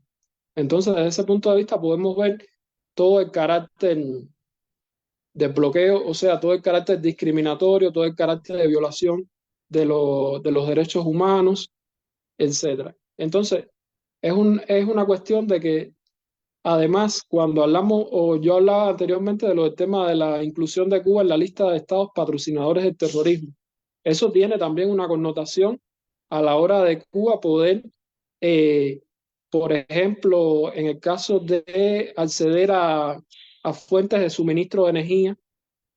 Fuentes de suministro de energía tiene que ver con los combustibles. Muchas veces los Estados Unidos sancionan a barcos, a navieras extranjeras por traerle el combustible a Cuba. Y entonces ahí estamos hablando de una afectación desde el punto de vista desde el punto de vista energético, que tiene que ver no solamente con una afectación para la producción nacional, para la industria, sino también para el sector de los hogares. Y que ahí por ejemplo, se generen déficit de energía, que vengan los llamados apagones, y todo eso genera una situación social, una situación de incomodidad en la población y que por tanto las personas se sientan insatisfechos de alguna forma y se sientan de alguna forma estimulados a migrar, a salir del país. Entonces, bueno, creo que vaya, he tratado de ponerles algunos ejemplos ahí, no sé si vaya, me puedo entender ahora. Sí, muchísimas gracias. De hecho, sí quedó como muchísimo más claro, así como con ejemplos, como que yo funciono un poco más. A mí sí me parece así como, al menos nosotros desde la comisión que organizamos este programa, a mis compañeros no pudieron estar todos porque tenían unos compromisos, ¿verdad? Así como de fin de año. Pero realmente nosotros sí apreciamos bastante que ustedes nos apoyen como con estos dos últimos programas que hemos tenido sobre Cuba, porque realmente siempre intentamos de hacer eso, como tal vez escoger temas que están llenos tal vez como de estigmas o de que simplemente son bastante polarizados, ¿verdad? Y por muchas veces por los medios y también porque muchas veces tal vez las personas mayores se quedan con la visión que se daba de propaganda anticomunista que había en Costa Rica, que también era bastante fuerte. De hecho, recuerdo que cuando asistimos como al aniversario de la desaparición física de Fidel en la asamblea, en la embajada, recuerdo que se habló sobre, ajá, sobre cuando Fidel estuvo acá con Oscar Arias. Y yo recuerdo que en algún momento vi como el discurso, bueno, tal vez como la reunión, no el discurso. Y recuerdo que Fidel le decía a Oscar Arias que ojalá que no lo vieran con él, porque si no, no iba a votar por Oscar Arias de nuevo. No fue algo que pasó, porque fue presidente bastantes veces, pero siento que es como, sigue como esa misma línea de lo que él incluso mencionaba y que se conoce, ¿verdad? De que muchas veces hay ciertos países que tienen una visión que es totalmente errónea y que de hecho ya hemos mencionado también, por ejemplo, como el tema de Palestina o de temas de otros países, por Mm, ejemplo, como China o incluso las mismas guerras civiles que se han dado en Centroamérica, muchas veces están llenas de información que es falsa y que muchas veces tampoco las personas se dedican tal vez como a indagar porque también como conocer sobre el tema puede ser a veces ser un mm, toque más complejo como el acceso a la información. Entonces yo siento que al menos a nosotros siempre nos gusta como hablar de este tipo de temas y también como desmentir tal vez mediante el diálogo con personas que también conocen al respecto sobre cómo funciona todo lo que es, por ejemplo, al menos desde la vista de la política internacional, cómo funciona el bloqueo y cómo le afecta en sí a Cuba tener ese bloqueo. Porque yo he tenido conversaciones con muchas otras mm, personas que tal vez no conocen sobre el tema y simplemente tienen como esa visión de que no, es que es porque el sistema político de Cuba, por eso tienen la economía como está y tal vez es simplemente un argumento erróneo porque abarca muchísimas cosas más, ¿verdad? Ningún mm, país tiene tal vez una situación económica complicada porque así lo quiere. Siempre hay muchísimos aspectos de por medio que llegan a hacer que la situación sea buena o mala. Entonces, más bien, muchísimas gracias por acompañarnos a mm. nosotras el día de hoy. No sé si tal vez Darla quiere mencionar algo, porque todavía nos quedan como unos minutos, pero si usted ocupa irse, podemos hacer el cierre nosotras.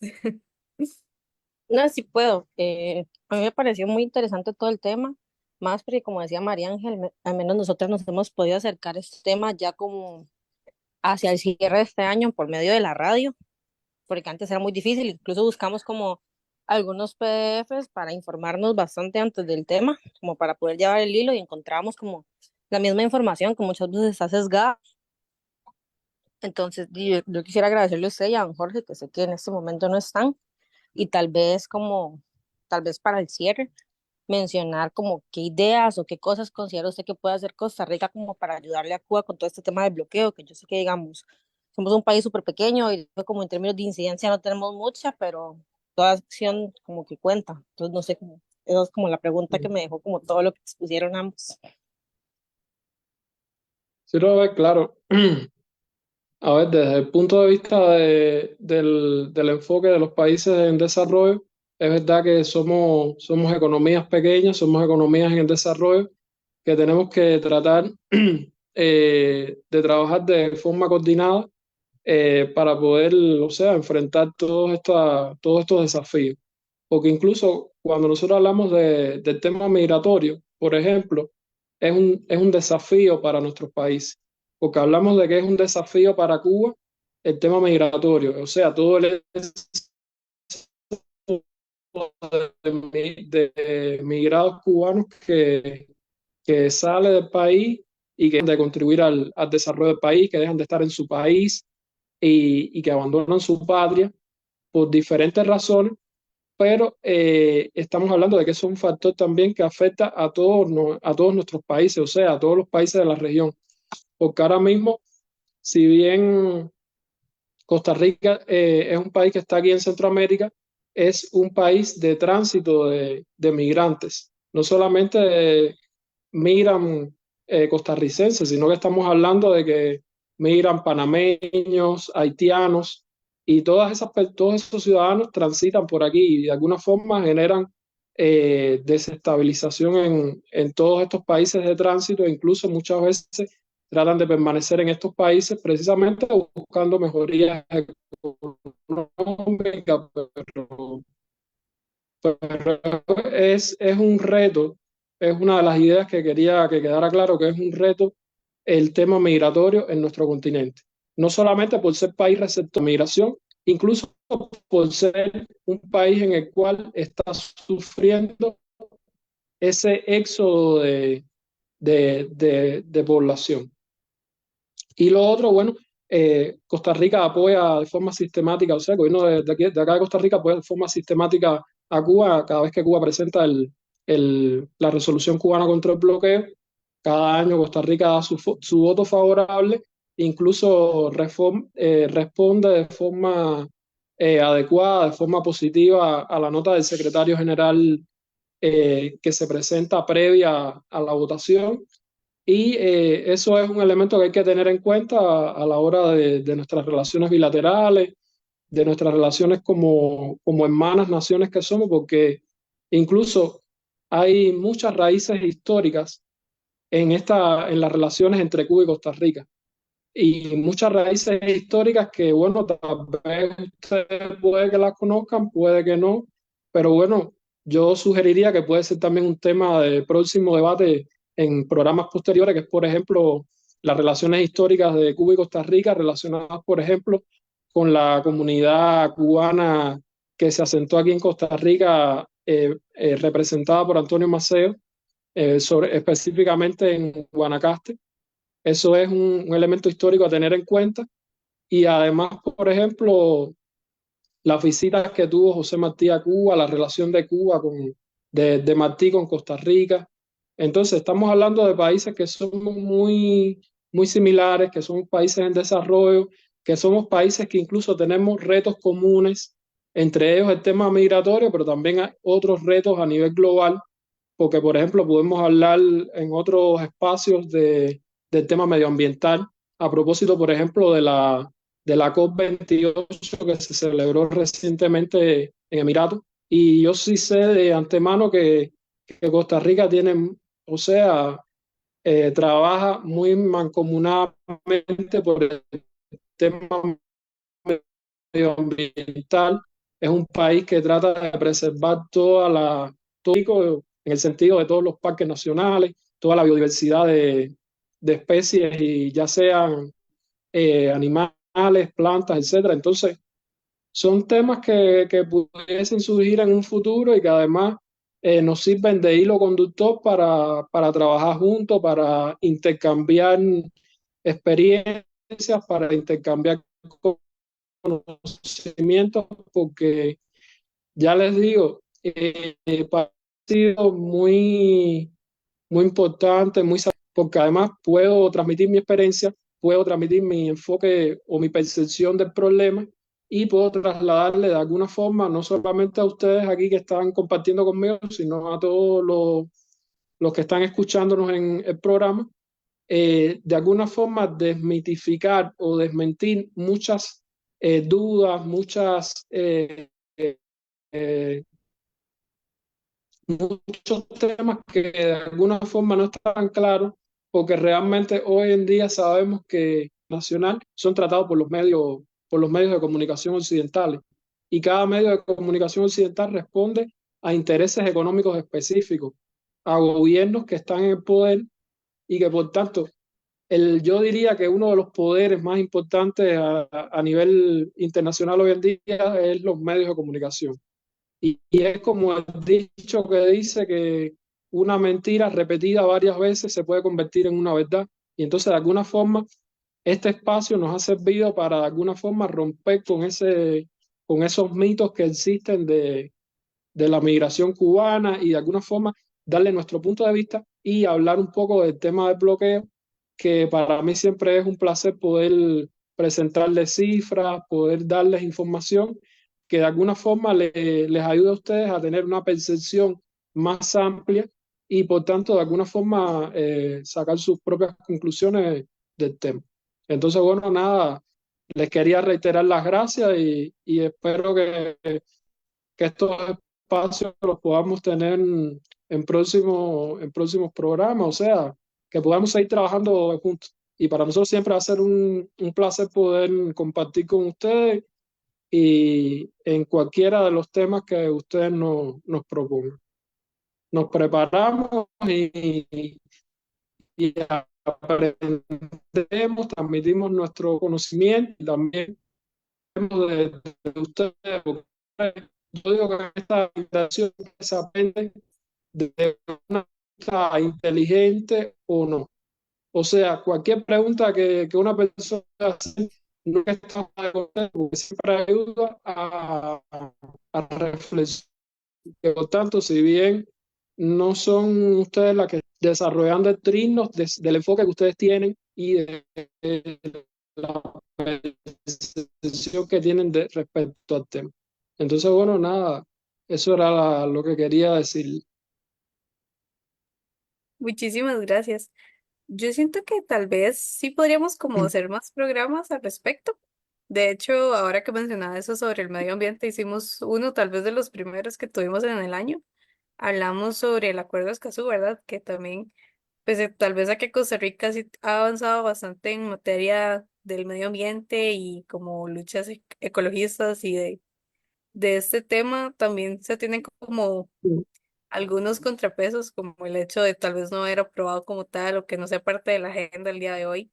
El Acuerdo de Escazú, que es para, básicamente, si no mal recuerdo, es como para proteger a las personas que son activistas, ¿verdad?, sobre el medio ambiente. Mm, Ese programa, la verdad, fue bastante interesante. Me parece que podríamos hacer como tal vez un seguimiento sobre ciertos temas que hemos retomado.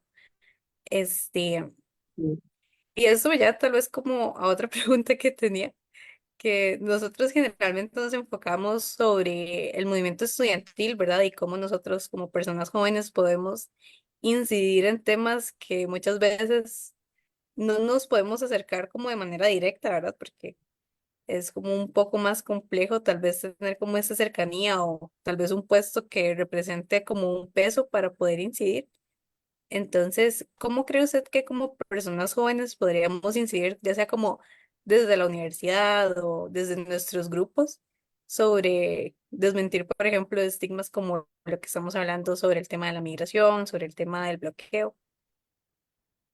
ya, no, a ver, siempre es importante como, vaya, yo pienso que siempre hay que tener en cuenta la juventud y ustedes, bueno, como organización estudiantil que están en formación, siempre es bueno contar con ustedes, porque incluso estamos hablando de que aquí en Costa Rica existe un movimiento de solidaridad con Cuba.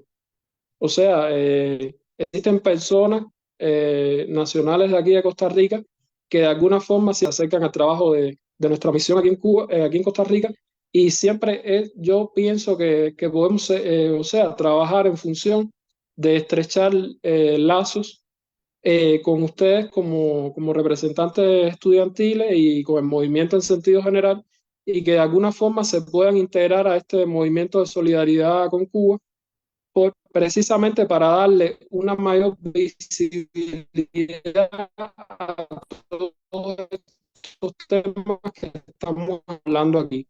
No solamente a través de las redes sociales, de diferentes actividades que se puedan hacer de conjunto en fechas históricas,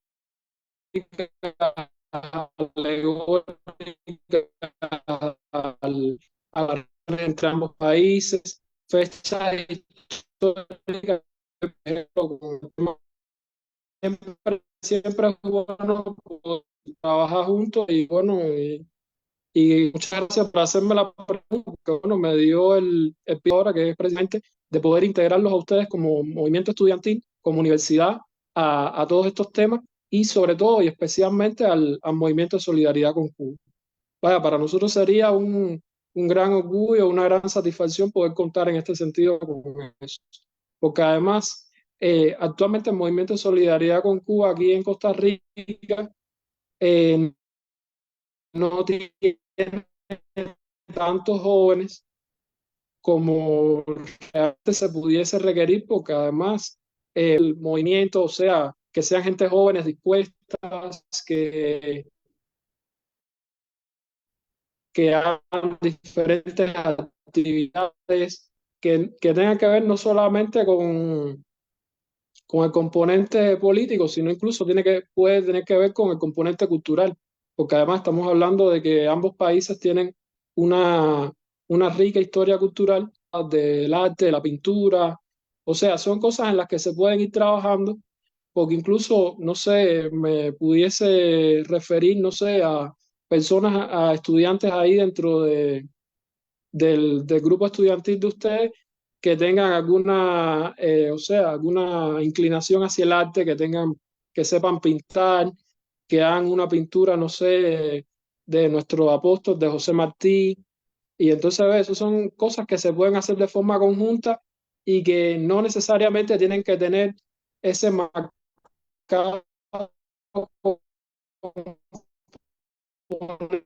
político, sino que puede ser en otros elementos como cultural. Entonces, bueno, nada, esa es la idea fundamental. No obstante, vamos a seguir trabajando juntos, vamos a seguir comunicándonos y por supuesto que espero que se repita esta experiencia del programa y además incluso que se estudiantes en nuestra embajada en las actividades que nosotros hacemos aquí. Ese es mi proyección futura de trabajo para el próximo año. Porque bueno, como bien me habías dicho, hay muchas personas que ahora en esta fecha tienen otros compromisos familiares, personales, y entonces tenemos que trabajar entonces para el próximo año en función de esa proyección. Bueno, si les parece bien, claro.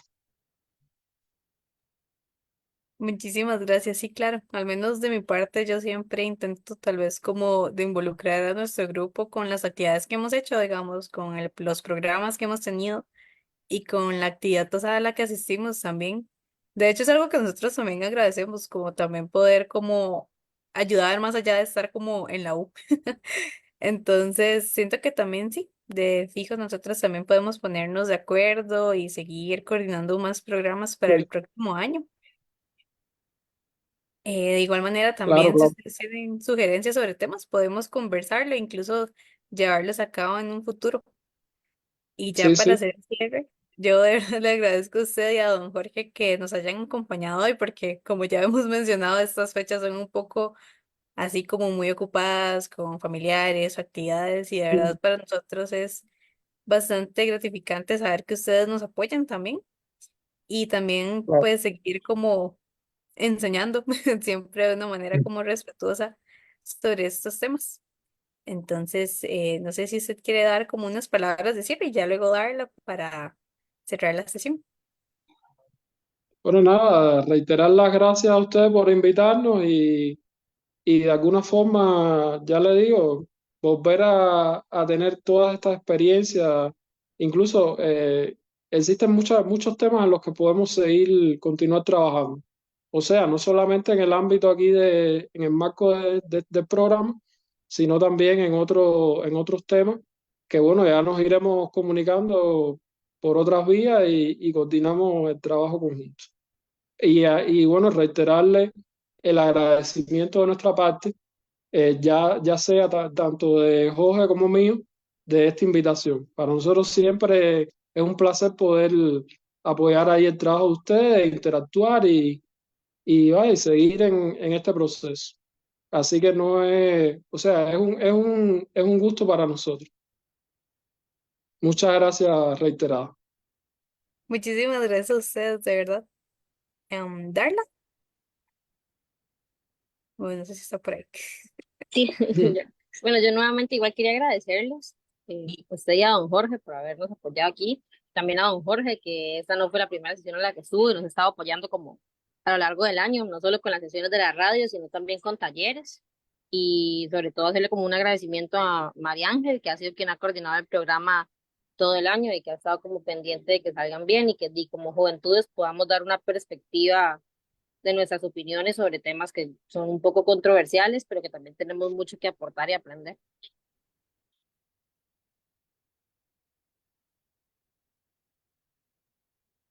Listo, muchas gracias. Bueno,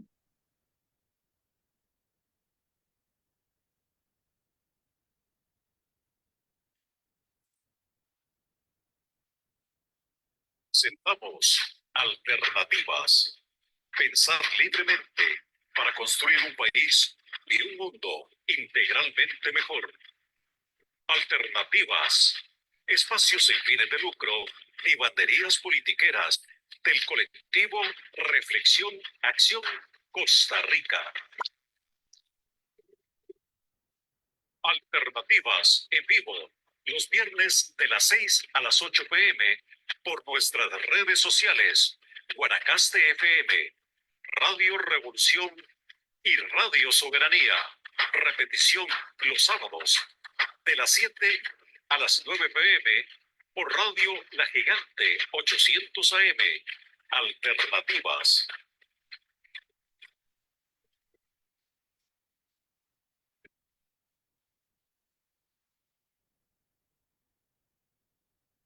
Y bueno, finalmente, muchas gracias a nuestros oyentes del día de hoy y que nos han acompañado durante el transcurso del año en nuestros programas. Recordarles que nos pueden sintonizar el próximo sábado a las 6 de la tarde por medio de la radio actual 107.1 FM y que también nos pueden hacer llegar sus dudas mediante Facebook, así como propuestas sobre temas. Muchísimas gracias.